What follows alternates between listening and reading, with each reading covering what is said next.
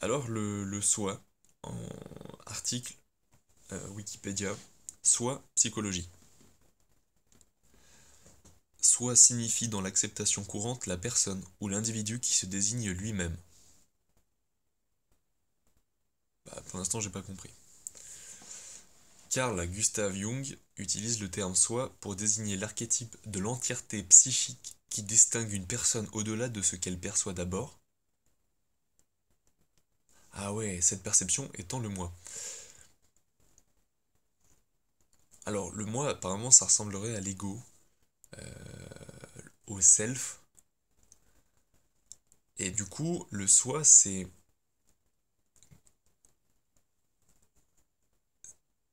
ce qui fait d'un individu un individu, parce qu'il dit qui distingue une personne au-delà de ce qu'elle perçoit d'abord.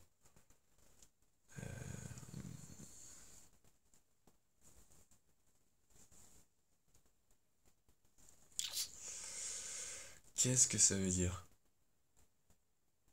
C'est peut-être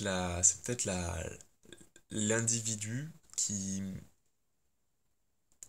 ne réagit pas, qui ne fonctionne pas en fonction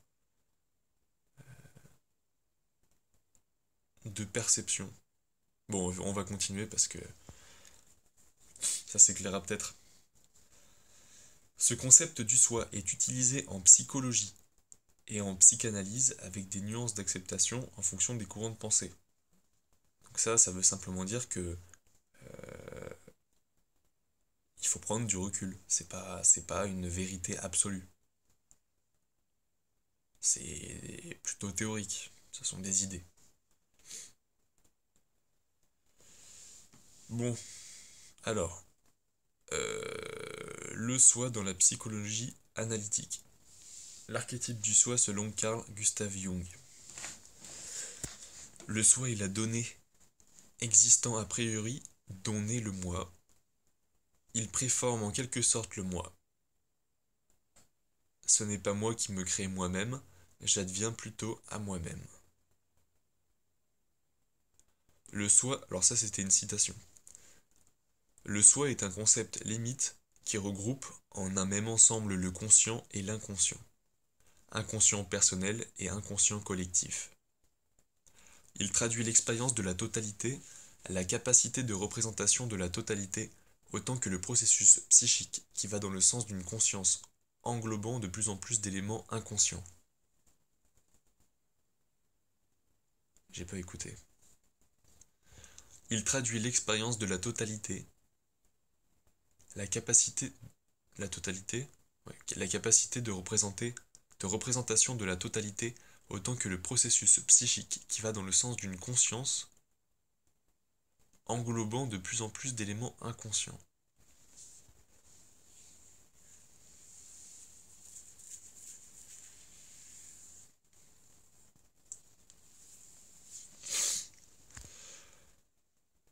Le soi intervient dans le processus d'individuation. Il en est le moteur, l'organisateur et dans une certaine mesure le but.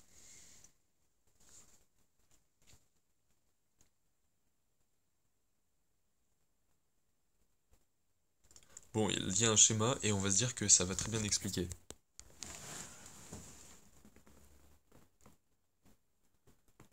Si le point central représente l'ego, le soi enveloppe à la fois le cercle et le point.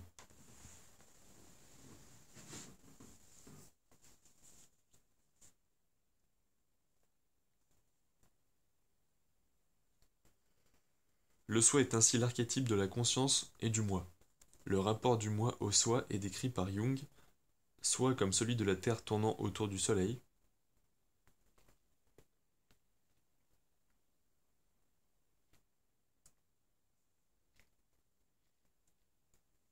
D'accord, donc l'ego tourne autour de l'inconscient personnel, parce que l'ego, ça représente plutôt l'inconscient collectif, parce que c'est les codes moraux, les codes culturels autour desquels on se construit pour pouvoir vivre en société, si j'ai bien compris.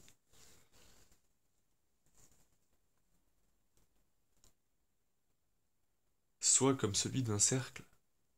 Alors, le rapport du moi au soi est décrit par Jung soit comme celui de la Terre tournant autour du Soleil, soit comme celui d'un cercle inclus dans un autre cercle de plus grand diamètre, soit encore comme le Fils par rapport au Père. Dans ce dernier cas, l'image n'est complète que lorsque l'on considère que le soi n'advient à la conscience que par un travail de confrontation du moi avec ses autres archétypes, animus et anima, persona, etc. Qu'est-ce que c'est que ça? Un travail de décantation du moi. Ah ouais, attends. Dans ce dernier cas, l'image n'est complète que lorsque l'on considère que le soi n'advient à la conscience que par un travail de confrontation du moi avec ses autres archétypes. Un travail de décantation du moi. Le soi, ou du moins la conscience que l'on acquiert du soi, est donc aussi à la fin du processus d'individuation, d'une certaine manière, le fils du moi.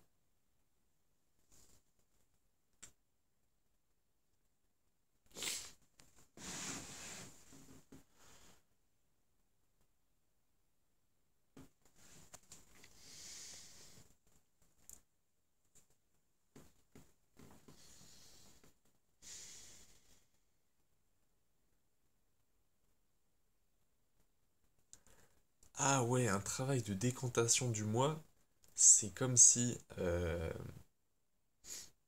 le moi c'était le matériel brut et le soi c'était soit ce qui tombe au fond, soit ce qui reste en l'air. Ça dépend le point de vue qu'on adopte. Ça dépend si ce qu'on veut récolter c'est en haut ou si c'est les choses qui tombent en bas.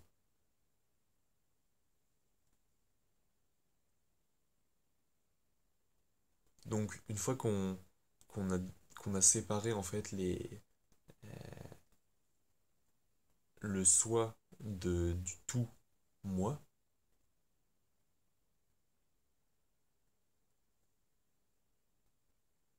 et là on parle bien juste de l'accès au soi, pas de sa nature, parce que là c'est plutôt l'inverse. Si j'ai bien compris.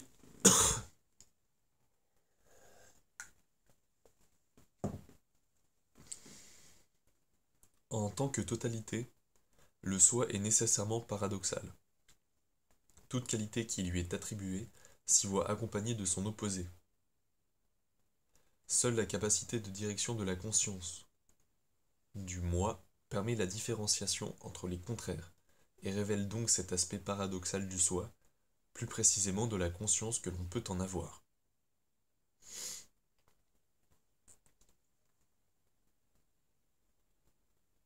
J'arrive pas à écouter en même temps que je parle.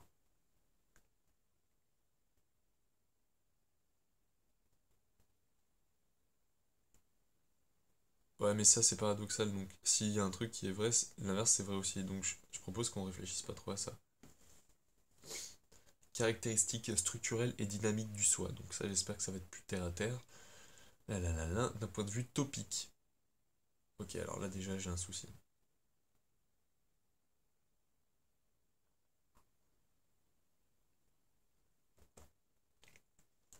Qu'est-ce que ça veut dire topique?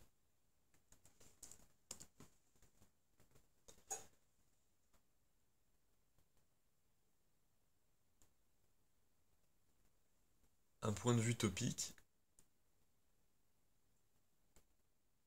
ça voudrait dire métapsychologique, un truc dans le genre.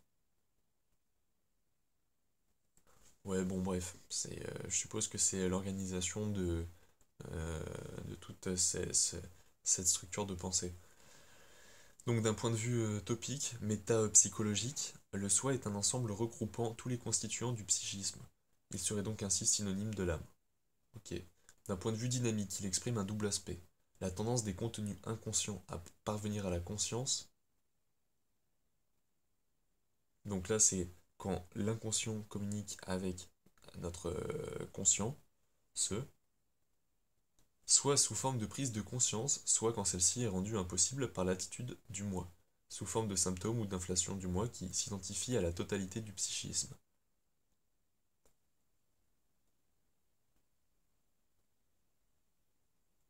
Jung, Jung, insiste particulièrement sur les dangers d'une telle inflation qui peut mener jusqu'à l'éclatement des limites du moi, c'est-à-dire la psychose. Et le deuxième aspect, la capacité de compensation de l'inconscient, qui propose au moi le pendant de son attitude dirigée. La compensation ne peut jouer que dans la mesure où le rapport du moi et du soi est suffisamment différencié.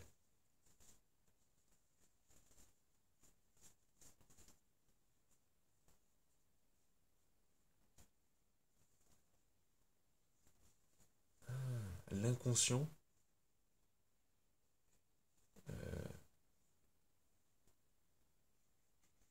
compense le moi, l'attitude dirigée du moi. Ok.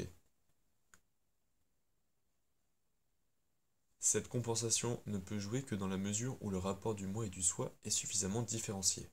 Ok. Moi en état d'inflation. Ouah, c'est chaud. C'est beaucoup trop chaud pour se concentrer sur des trucs comme ça.